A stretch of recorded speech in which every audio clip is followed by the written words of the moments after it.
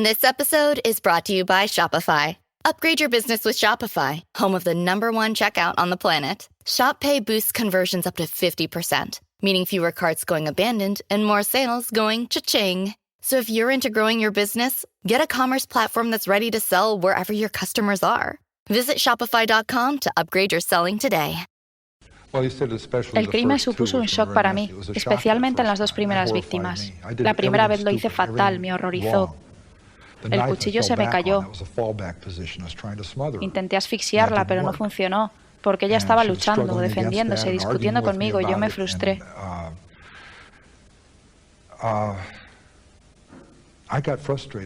Busqué en mi bolsillo y tenía un cuchillo plegable que llevo desde hace muchos años. Entonces lo saqué, lo desplegué y lo bloqueé. Hizo clic. Entonces ella dijo, ¿qué es eso? Literalmente. Eso me sorprendió mucho. ¿Qué es eso? No pude entender por qué lo decía. Tardé varios años en darme cuenta de que ella se había sobresaltado al oír el clic. Y en su mente pensó que había sacado el arma y que iba a dispararle. Pero lo que había sacado era un cuchillo. Tenía el arma en los pantalones. La apuñalé, pero ella no cayó muerta. Se supone que debes caer muerto. Se supone que te apuñalan y caes muerto. Lo hemos visto en todas las películas, ¿verdad? Pues no funciona de esa manera. Cuando apuñalas a alguien se desangran hasta la muerte. Van perdiendo presión arterial. Y las puñaladas son cada vez más complicadas. Tienes que hacerlo muchas veces. Con eso vas haciendo que se desangre más deprisa, pero no funciona. No valía la pena seguir apuñalándola. La apuñalé por la espalda, incluso se dio la vuelta y la apuñalé en el costado, en el estómago una vez. Como se había dado la vuelta, podría haberla apuñalado en el corazón, pero sus pechos estaban allí y me desviaban. No podía apuñalar a una mujer joven en el pecho. Me daba vergüenza. Estaba muy afectado por la presencia de sus pechos, así que la apuñalé en el vientre. Sé que tenía que dolerle, pero no lo hice para eso. Quería que se callara. Terminé cortándole la garganta y aprendí lo que significa de oreja a oreja, porque exactamente así lo hice.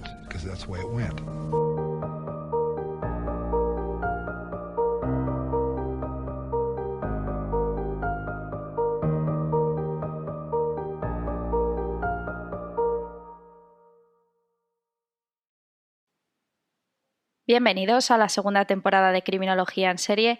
Mi nombre es Alejandra Lavín.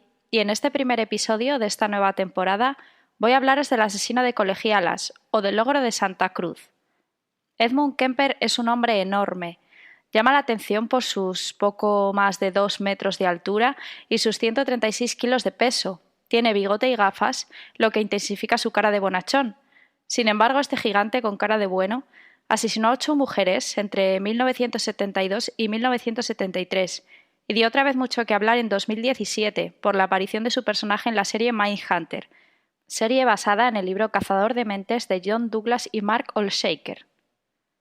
Ed realizó múltiples entrevistas con psiquiatras, policías y todo tipo de expertos y colaboró con el FBI en la realización de perfiles de otros asesinos. Todos ellos han coincidido siempre en que es un hombre extremadamente agradable y brillante. Ed Kemper es conocido en inglés como The Co-Ed Killer.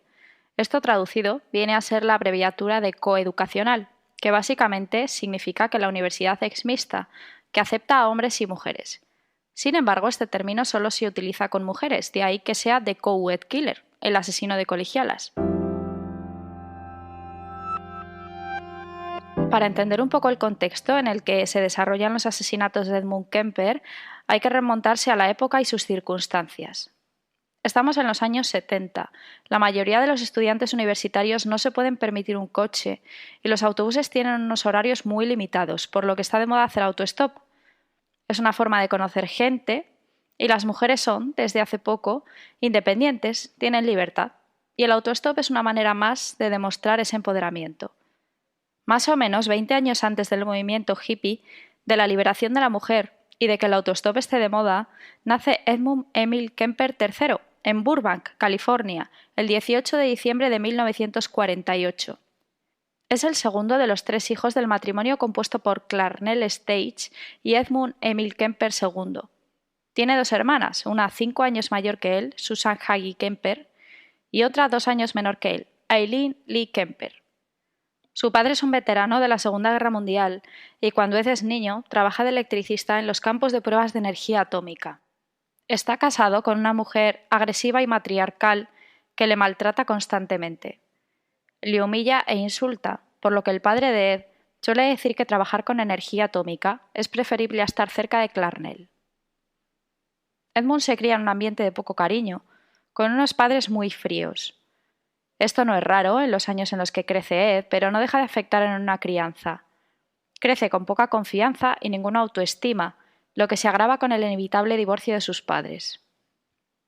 Estaréis de acuerdo, ¿no?, en que no hay mejor manera que conocer la vida de alguien que a través de sus propios testimonios, y Kemper ha hablado durante muchos años de su vida y de sus crímenes, por lo que a lo largo de los 2 episodios que le vamos a dedicar voy a leeros muchas de sus declaraciones. Algunas las he encontrado en formato escrito y otras están extraídas de algunas de sus entrevistas, por lo que escucharéis la voz del propio Ed. Ahí va la primera. Era un niño inquieto y nunca me acostumbré a la idea de la separación de mis padres. Detestaba pensar que nuestra familia se rompiera. Quería a mis padres por igual. Discutían mucho y mi madre solía llevarse la mejor parte, rebajaba constantemente a mi padre, le repetía sin cesar que era un desgraciado sin futuro. Finalmente mi padre se hartó y se marchó. Yo por la noche a menudo lloraba, oyéndoles insultarse a gritos. Se divorciaron. Mi madre bebía mucho, y cada vez más. Yo tenía 2 hermanas. Mi madre me trataba como si yo fuese una tercera hija. Me taladraba los oídos diciéndome que mi padre era un mal bicho. Hubiera debido identificarme con él, pero no lo lograba. Mi hermana mayor, que tenía 5 años más que yo, me pegaba a menudo, y mi hermana menor mentía y muchas veces me castigaban en su lugar. Tenía la impresión de que el mundo entero estaba contra mí, que había agarrado el mango por el extremo equivocado. Se me iban acumulando las frustraciones y el deseo de venganza. En 1957, Clarnell se muda con sus hijos a Helena, Montana, ya que consigue un trabajo allí. Se ve en la tesitura, entonces, de tener que repartir las habitaciones. Da a sus hijas una habitación propia, para cada una, y a Ed una habitación en el sótano. No hay luz en este sótano. Tiene miedo, muchas pesadillas y a menudo grita mientras duerme. Es en este momento cuando Ed comienza a tener miedo de la gente. Crece con la sensación de que es rechazado constantemente, y su ira y su enfado se van acumulando. Empieza a tener fantasías y sueños extraños, sobre todo con su madre. Comienza a acumularse un resentimiento hacia ella. En este sótano tiene las primeras ideas asesinas y tiene ideaciones sobre la muerte, lo que se traduce en unas fantasías de control sobre los demás. Mi hermana menor es 2 años más joven y desarrolló algunos juegos mórbidos. Mi vida había comenzado a ir así cuando tenía 8 años. En cierto momento de la tarde, la familia dejaba la habitación central, el salón de la casa. Mi madre y mis hermanas, o mis hermanas solas, se iban a la cama arriba, escaleras arriba. Yo tenía que bajar al sótano, y un niño de 8 años tenía mucha dificultad para diferenciar el motivo de eso. ¿Por qué voy al sótano? ¿Yo voy al infierno y ellas van al cielo? Clarnell, la madre de Ed, ya hemos dicho que es una mujer maltratadora, manipuladora e irracional, que además tiene una adicción al alcohol, lo que no hace otra cosa que agravar su personalidad tóxica. Mi madre era una mujer enferma, furiosa, hambrienta y muy triste. La odiaba, pero yo quería amar a mi madre. Yo vi el aumento del alcohol y observé cómo su vida social se iba. La vi ponerse extraña. Ella tuvo un terrible dolor toda su vida, por su vida anterior, su crianza, su fallido matrimonio con mi padre. Soy un recordatorio constante de ese fracaso. Ed comienza a desahogar su frustración con los animales. El maltrato animal, como ya mencionamos en la primera temporada en el episodio de Meribel, forma parte de la tríada criminal, desarrollada por John Marshall McDonald. En esta teoría son 3 los factores que van a predecir a un futuro asesino en serie: la enuresis, el maltrato animal y la piromanía. Lo de predecir lo vamos a poner entre muchas comillas, ¿vale? No porque un niño se haga pis en la cama signifique que de mayor vaya a ser un asesino en serie, o no porque alguien haya matado a un gato en su infancia, por muy mal hecho que esté, por supuesto, signifique que vaya a matar a alguien de mayor. Pero bueno, son cosas, ¿no?, que hay que observar en un niño. Sobre todo el maltrato animal. Es para tenerlo muy en cuenta, porque este tipo de crueldad hacia los animales es porque ellos normalmente no ponen resistencia, son víctimas débiles y fáciles. Y es una manera que tiene un niño que hace esto de desahogar la frustración por no poder vengarse de las personas que realmente les están dañando. Y hay algo más, este tipo de maltrato hacia los animales se ve sobre todo si el asesino en serie en cuestión va a atacar en un futuro a mujeres o niñas. Pues bien, volviendo a la historia de Ed y el tema del maltrato animal, Ed lo que hace es enterrar vivo al gato de la familia para después desenterrarlo, cortarle la cabeza y colocarla en el cabecero de su cama. En el colegio es un niño bastante introvertido y sus compañeros le tienen miedo. Ya desde bien jovencito era un niño muy grande y muy alto y se quedaba mirando a sus compañeros sin pronunciar palabra. Ed comienza a desarrollar juegos extraños a medida que crece. Sus abuelos envían a su hermana en una ocasión una muñeca en un pequeño baúl con su ropita hecha a mano y demás. Un día Eileen se lleva la sorpresa cuando abre el baúl de ver a su muñeca sin manos. Ed se las había cortado. Puede parecer una trastada entre hermanos, pero esta tendencia de Ed de cortar las manos va a ser algo recurrente en sus futuros crímenes. Eileen, su hermana pequeña, también participa en estos juegos extraños. Vamos a ver qué hacían cuando eran niños. Bueno, uno que recuerdo era uno que jugaba la cámara de gas o la silla eléctrica. Teníamos una silla mullida en mi habitación y nosotros no éramos solo mi hermana y yo, era mi hermana y yo y un amigo cercano. Participamos en todos estos juegos. Jugábamos a un juego donde nos enrollábamos en una alfombra y una persona intentaba salir de ella. Era como una alfombra grande y supongo que lo que nos fascinó es que rompió completamente la monotonía. Supongo que lo hacíamos porque no teníamos muchos juguetes con los que jugar. Nos aburríamos bastante rápido y entonces buscábamos cosas para hacer. Te enrollas en la alfombra e intentas salir. Y los otros dos salían de la habitación y veíamos quién podría salir más rápido. Tratábamos de abrirnos paso de costado o de esquivar el final o lo que sea. Y luego pasamos de eso a estar atados en una silla mullida, con un cable o algo, o trozos de sábanas, o fajas o algo así. Y hacíamos eso. Supongo que fue en 1960, cuando Caryl Chessman fue ejecutado. Y hasta un truco de magia en una pequeña tienda repercutirá en sus futuros asesinatos. Cuando era joven, alrededor de 8 o 9 años, fui a un pequeño... Era como en una tienda de discos o algo así, y había multitud de niños. Hay un espectáculo de magia, y este tipo probablemente lo haya visto con la falsa guillotina, donde se pone una patata y alguien pone su cuello en el cepo, y cuando se baja esa cosa la patata se parte en dos, pero la cabeza no. ¿De acuerdo? Y todo el mundo queda fascinado con eso. ¡Oh, Dios mío! Y luego cuando coloca la cuchilla en su lugar y la empuja hacia abajo, atraviesa ese agujero, pero nunca le corta la cabeza a nadie. Bien, entonces él quería un voluntario. Estoy de pie en esa multitud viendo el espectáculo y él quería un voluntario fuera del público. Y una hermosa chica de 16 años se levanta y yo me río todo embobado y comienzo a quedar atrapado en eso. Dije, ¡wow! Entonces justo en ese momento me fui de la realidad, porque lógicamente debería haber podido asegurar que eso no podría suceder. No puedes escaparte con la cabeza cortada de alguien en el medio de Helena, Montana, la capital de la ciudad. Pero el concepto era tan crudo y excitante, dije, wow, Jesús, quiero ver esto. Y él hizo que su novia viniera y puso sus manos allí para atrapar su cabeza, para que no caiga en la canasta. Y él estaba haciendo bromas sobre ello. Me quedé atrapado en esto. Y esto queda atrapado en mi mente, de alguna manera, y estoy diciendo, wow. Vemos que este momento en la vida de Ed parece ser muy significativo en cuanto a su obsesión con las cabezas humanas. Algo tan sencillo como un espectáculo de magia a él le fascina y le marca, y ahí se vuelven a hacer patentes sus fantasías con la muerte.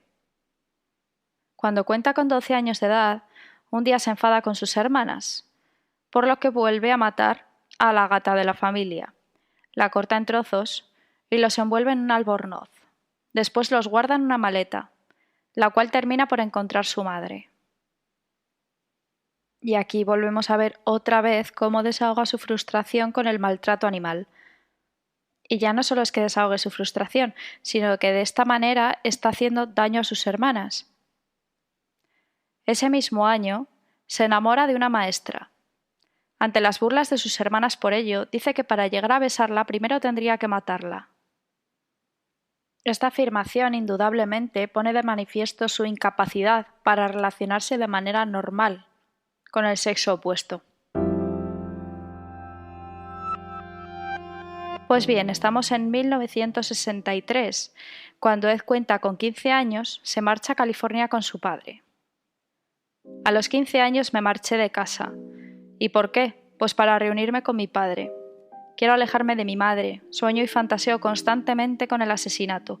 Solo pienso en eso. No consigo pensar en nada más. Mi madre es una mujer que me aterroriza.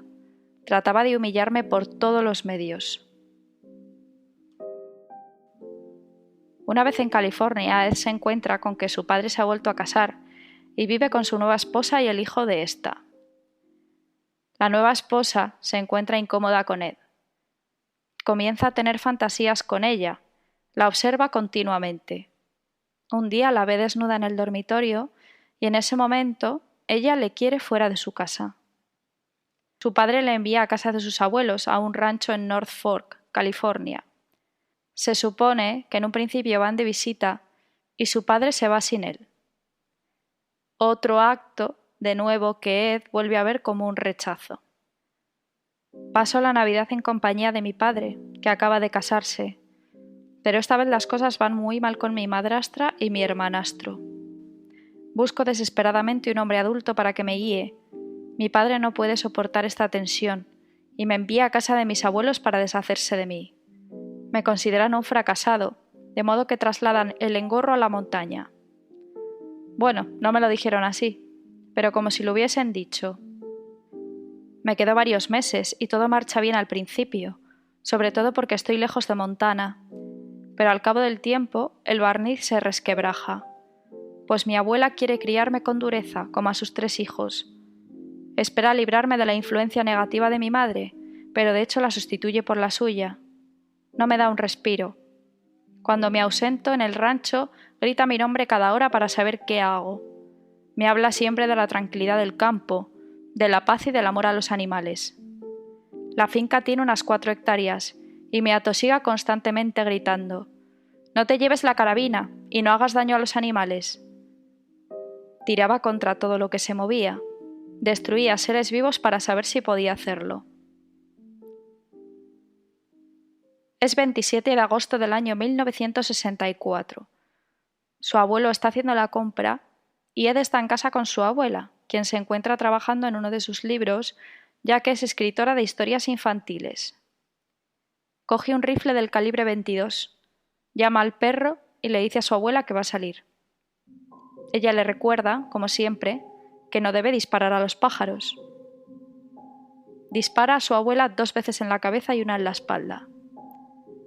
En declaraciones posteriores, dirá que pierde el control sobre su cuerpo. Escucha a su abuelo llegar y decide matarle también disparándole en la cabeza. Se siente bien cuando lo hace. En sus propias palabras, siente alivio dañando a las personas que más le dañan a él.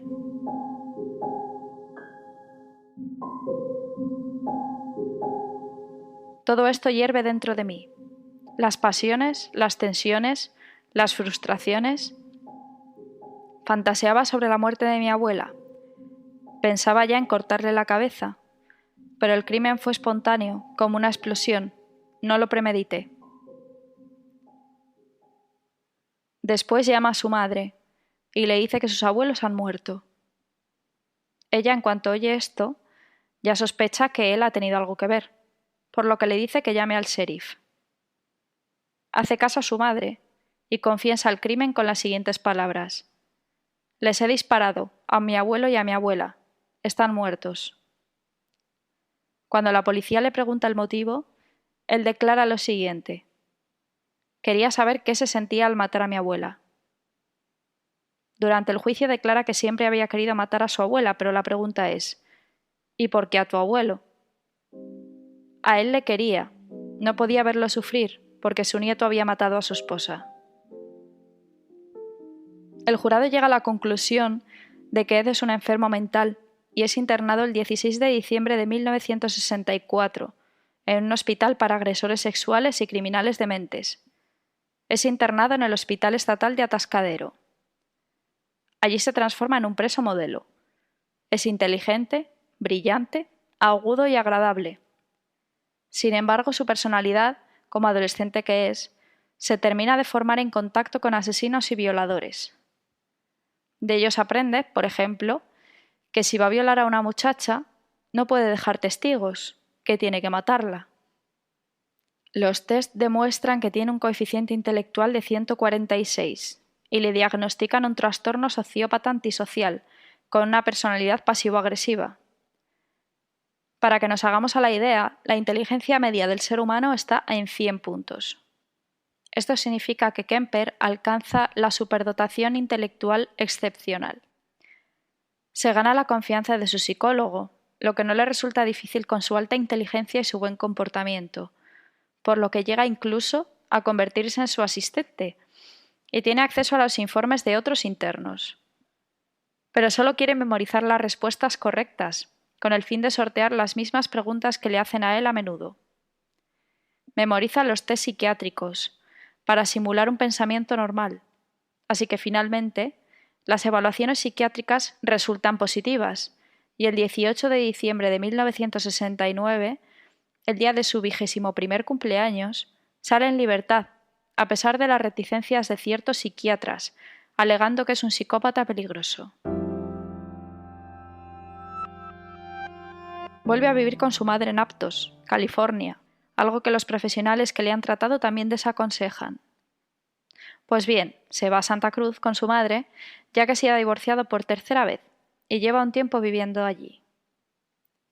De los 16 a los 21 años estoy en la prisión. Es la época de los hippies y del final de la guerra de Vietnam. Cuando salgo en libertad, se supone que me mezclaré con la vida de los adultos, que me integraré en la sociedad. Los adolescentes han cambiado completamente mientras yo estaba encarcelado. Todo va mal. ¿Por qué? Mi madre trabaja en la universidad, pero se niega a que yo conozca a muchachas estudiantes porque soy un inútil como mi padre y no merezco conocerlas. Me dice que son demasiado para mí. Por culpa de mi madre no llego a determinarme como hombre. Mi vida sexual es inexistente y solo puede llegar a ser aberrante.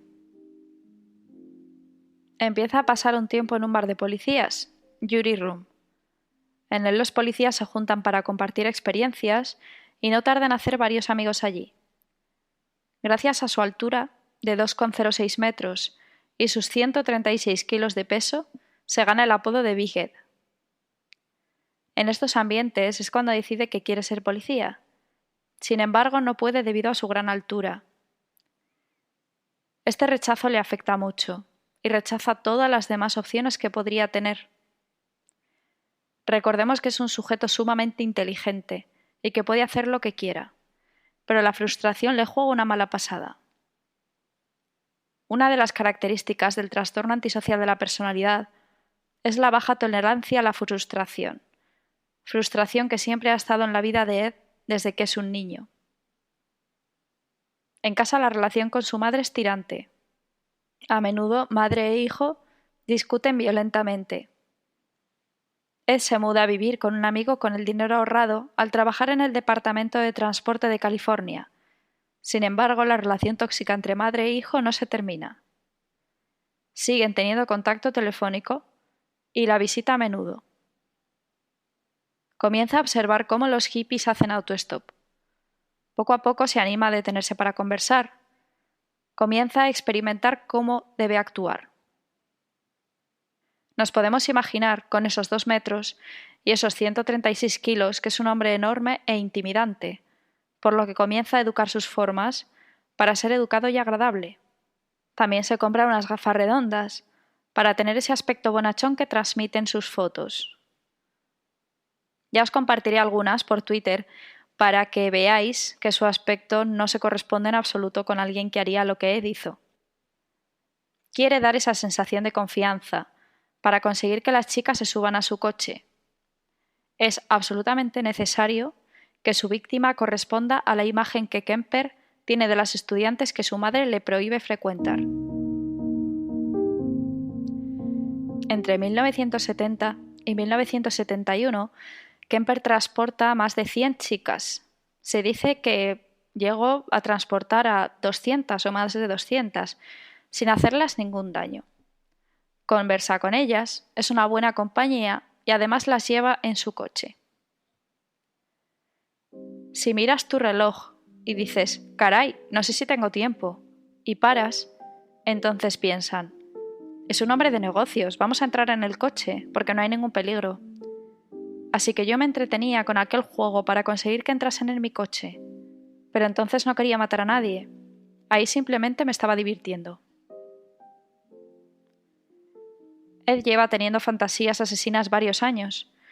Incluso lleva un arma en el coche para ver si se puede contener y no hacer daño a nadie. Y hasta el 7 de mayo de 1972 lo consigue. Ese día se topa con dos adolescentes, dos compañeras de cuarto en Berkeley, Mary Ann Pesk y Anita Luquesa, ambas de 18 años.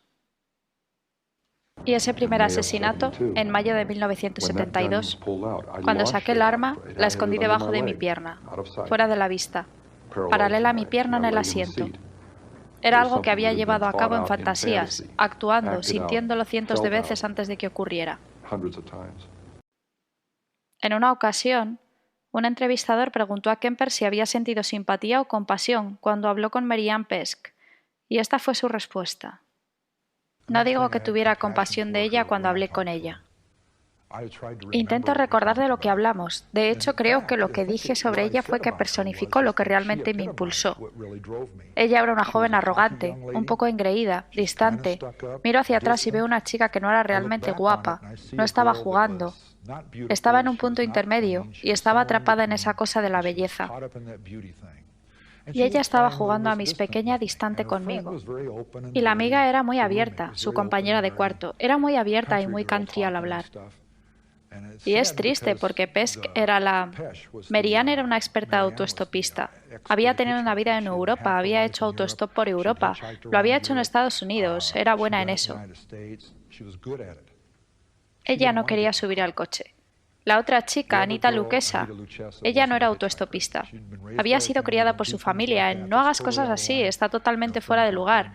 Y su amiga la convenció y una vez que lo experimentó y vio lo divertido que era, conocieron y hablaron con diferentes personas sobre su vida en Berkeley. Se trataba de ver quién se sentaba delante y quién detrás. Entonces ella, ya sabes, ella abrió la puerta y me preguntó dónde me dirigía. Vi por el cartel que se dirigían a Stanford, por lo que dije que iba a Palo Alto y que las podría acercar. ¡Oh, genial! Y ella cogió sus cosas y echó el asiento delantero hacia adelante para que su amiga se pudiera sentar atrás. Pero la amiga estaba allí de pie, mirándome, pensando si entraba o no, porque podría decirte que ella sabía que había algo raro. Un adulto solo en un coupé, con una sola puerta por la que no se puede luego salir. Había todas las señales de advertencia para no entrar en ese tipo de situación. Todo estaba mal al respecto. Pero yo ya sabía algunos trucos. Miré el reloj como diciendo, bueno, no sé si tengo tiempo para llevaros. Y no podrías imaginar lo efectivas que son esas cosas. Ella me miraba fijamente buscando algo malo y yo le devolvía la mirada tranquilamente como diciendo, no entiendo por qué me miras así. Así que ella debió pensar, este es un idiota, es un tipo inocente, así que entra en el coche. Estamos conduciendo y yo voy mirando a la joven desconfiada que me mira por el retrovisor. Y la miro y ella me mira justo en las pupilas. Me doy cuenta de que llevo gafas oscuras, pero no son totalmente oscuras, y ahora me doy cuenta de que podía verme mirándola y miraba hacia la derecha y de vuelta hacia mí. Y en lugar de decirme algo como ¿qué estás mirando? O oye, igual deberías dejarnos o algo así, ella solo siguió mirándome y yo la miro y sigo mirándome. Pienso que está jugando a este pequeño juego. No es realmente una provocación, sino que es un pequeño juego psicológico de ida y vuelta que los hombres y las mujeres hacen a veces. La joven que tengo enfrente, Anita, en un momento dado empieza a hablar. No la presto mucha atención porque estoy conduciendo, buscando sitios a los que ir. Y entonces me hace una mirada sexy, una mirada pequeña, como diciendo, eres un chico bastante guapo, ¿sabes? Yo le devuelvo la sonrisa, pero no con una mirada hambrienta de, me gustaría acostarme contigo, solo le sonreí y la vi por lo que era. Es una chica de 18 años coqueteando, no está haciendo nada mal. Es solo un poco triste y un poco patético, pero algunas de estas cosas lo eran. Yo estaba enfocado en la chica del asiento trasero. Ella era, ya sabes, para mí muy hermosa en ese momento. Tenía unos increíbles ojos azules, tenía el pelo brillante, negro. Y yo estaba babeando, pero seguía jugando a ese juego de recoger y de repente conecta con esa fantasía que tengo de matar. Esas pequeñas fantasías excitantes. Y yo decía, tengo que mantenerme lejos de eso, pero al final soy débil, tenía que hacer algo. Y seguía conduciendo y diciéndome a mí mismo, tengo que hacer algo, tengo que hacer algo. Kemper las conduce a punta de pistola a un área aislada cerca de un parque. Saca a Marianne del coche y la lleva hacia el bosque, dejando a Anita atada en el maletero. Intenta asfixiar a Marianne, pero no puede, ya que la chica está luchando con todas sus fuerzas. Él saca un cuchillo plegable del bolsillo que siempre lleva consigo. Apuñala a Marianne, pero no muere inmediatamente, y Kemper sigue apuñalándola. La apuñala por la espalda, Marianne se da la vuelta, y la apuñala en el costado, en el estómago, en el vientre.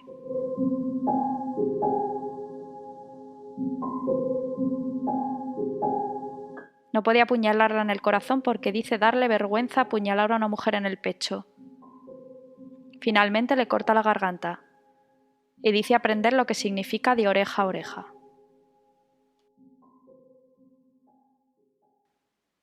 Acabo de pasar una experiencia horrible con su compañera de cuarto apuñalándola y yo estaba en shock. No podía creer que fuera así y estoy caminando de regreso desconcertado. Tengo que matarla, no puedo dejarla ir, va a delatarme. Todos me atraparán. Ella ve sangre en mis manos y dice, ¿qué estás haciendo? Se echó hacia atrás y se quedó sin aliento. Y yo pensé, wow, no quiero que sepa qué sucedió. Dije, tu amiga ha ido de lista conmigo. Se había portado de una manera muy perspicaz. Yo nunca la golpeé, la maté, pero nunca la golpeé. Dije, tu amiga ha ido de lista conmigo y la golpeé. Creo que le rompí la nariz. Será mejor que la ayudes. Está a punto de morir. ¿Por qué tiene que saber eso? Yo no podía lidiar con decirle eso. Y cuando la ataqué no se dio cuenta al principio de lo que estaba sucediendo. No pasó. Tenía un overol muy grueso. No perforó la ropa, por lo tanto no fue un buen cuchillo.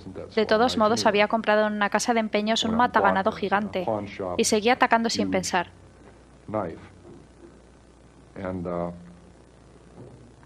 Ella vuelve a caer en el maletero. Acabo de matar a una mujer joven, dejó caer la puerta del maletero. Está muerta. Está muriendo y me entró el pánico. Pensé que había dejado dentro las llaves del coche, porque no podía encontrarlas en mi bolsillo. Dios mío, las dejé en el maletero. Pateo la cerradura del maletero y tiro de él. Oh, no, no lo puedo creer. Empecé a correr y tropecé con el arma que tenía en mis pantalones y que había olvidado por completo.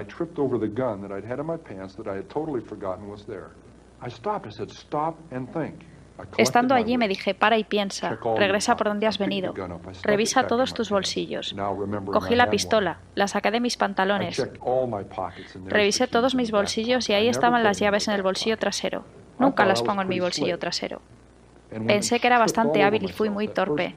En mis dos primeros asesinatos, en las primeras 24 horas, hubo 3 claras oportunidades para haber sido arrestado, y no lo fui, porque 3 diferentes individuos o 3 diferentes grupos de personas se asustaron y se preocuparon por sus propios problemas, y decidieron mirar para el otro lado. Ed mete los cuerpos en el maletero. Los lleva a su apartamento, mantiene relaciones sexuales con los cadáveres y posteriormente los descuartiza y decapita. Toma fotos tipo Polaroid durante todo el proceso y realiza sexo oral con las cabezas.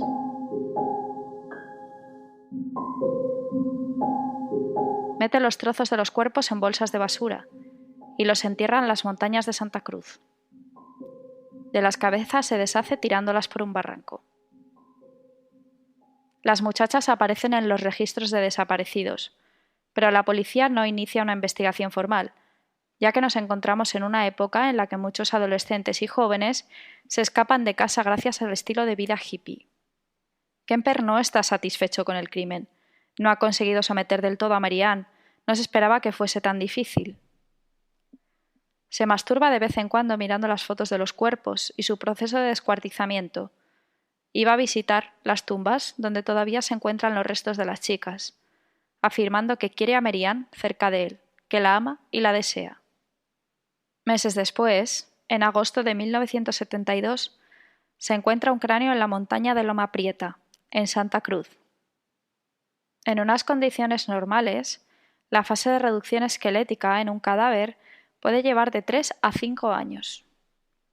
Las condiciones ambientales de un lugar costero y muy cálido en verano, como la ciudad de Santa Cruz, pueden hacer que la mayoría de la carne desaparezca de 6 semanas a 2 meses.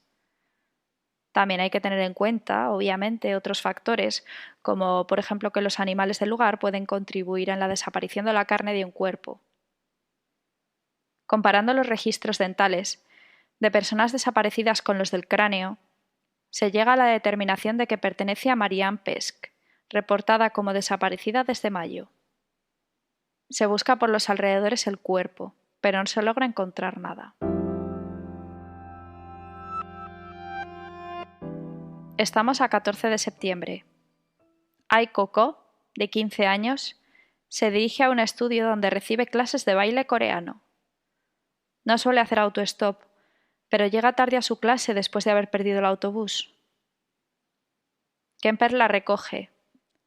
Conduce hasta un área remota, saca un arma y la apunta. Cuando para el coche, la amordaza y la ahoga hasta dejarla inconsciente. La viola y la mata estrangulándola con una bufanda. Introduce el cadáver de la chica en el maletero y conduce hasta un bar donde toma unas cervezas. Trato primero de asfixiarla, apretándole la nariz, pero se resiste. Creo haberlo logrado, pero ella recobra el conocimiento y se da cuenta de lo que pasa. La domina el pánico. Finalmente la estrangulo con su bufanda. Después de matarla estoy agitado, tengo calor y mucha sed. Me detengo en un bar para tomarme unas cervezas con el cadáver todavía en el maletero de mi automóvil. En esta ocasión se siente bien. Ha conseguido mantener el control durante el asesinato e incluso se siente tan animado que va a visitar a su madre con intención de ver si ella nota algo diferente en él. Durante hora y media hablé con mi madre de cosas intrascendentes, comprobando con ella si se revelaba en mi rostro, en mi comportamiento o en mi modo de hablar algo de lo que estaba haciendo y no fue así. Ella no se mostró alarmada en absoluto ni me hizo preguntas inoportunas. Cuando sale de casa de su madre, mira en el maletero y declara lo siguiente sobre el cuerpo de Aiko. Sabiendo que ya estaba muerta, palpándole el cuerpo para saber qué partes estaban aún calientes, más bien por curiosidad. Cuando vuelve a su casa, hace fotos al cadáver, con diferentes poses, y mantiene relaciones sexuales con el cuerpo, pero según sus propias palabras, se cansa rápido de ella y la descuartiza.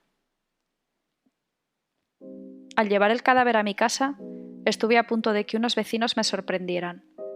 Desmembrarlo fue un trabajo meticuloso, con cuchillo y hacha. Me tomó unas 4 horas de trabajo. Cortar los miembros, deshacerme de la sangre y lavar completamente la bañera y el cuarto de baño. De nuevo abandona los restos en las montañas de Santa Cruz y se queda con la cabeza y las manos. Al día siguiente debe asistir a unas entrevistas con varios psiquiatras para limpiar sus antecedentes en caso de que supere las evaluaciones. Se quedan muy satisfechos y efectivamente se limpian sus antecedentes. Asiste a la cita con la cabeza y las manos de Aiko en el maletero del coche. Desmiembro su cuerpo, me desahogo con su cuerpo, pero mantengo su cabeza y sus manos porque son identificables, son altamente identificables. Los guardé en el apartamento, ese viernes por la noche. El jueves por la noche la recogí. El viernes por la mañana estaba desmembrada. El viernes por la noche fue eliminada. Sábado por la mañana la dejé. Y no estaba satisfecho de haber tomado la cabeza junto con las manos, pero no podría ponerlas en un lugar que podría ser desenterrada por un animal o simplemente estaría en algún lugar. Fue aterrador salir por ahí, tratar de enterrar o deshacerse de las partes del cuerpo humanas, en una comunidad o incluso en los lugares donde no sabes quién puede aparecer en cualquier momento. Cualquier persona podría salir de la nada. Y si ellos encuentran una parte del cuerpo y recuerdan el coche beige aparcado allí esa noche, eso es evidencia. Así que fue muy difícil deshacerse de esas cosas.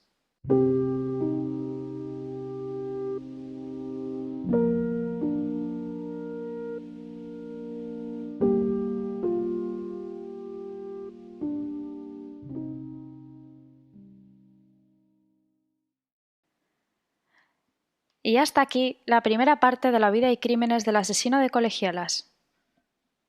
La semana que viene seguiremos hablando de los asesinatos de Edmund Kemper, pondremos fin a su carrera criminal y terminaremos con un breve análisis psicológico. Muchísimas gracias por escuchar el primer episodio de la segunda temporada de Criminología en Serie. Y gracias de corazón a todos los que me habéis estado escuchando y apoyando durante la primera temporada. Y a todos los que me escuchéis a partir de ahora. Espero siempre vuestros comentarios en Twitter en @crimienserie.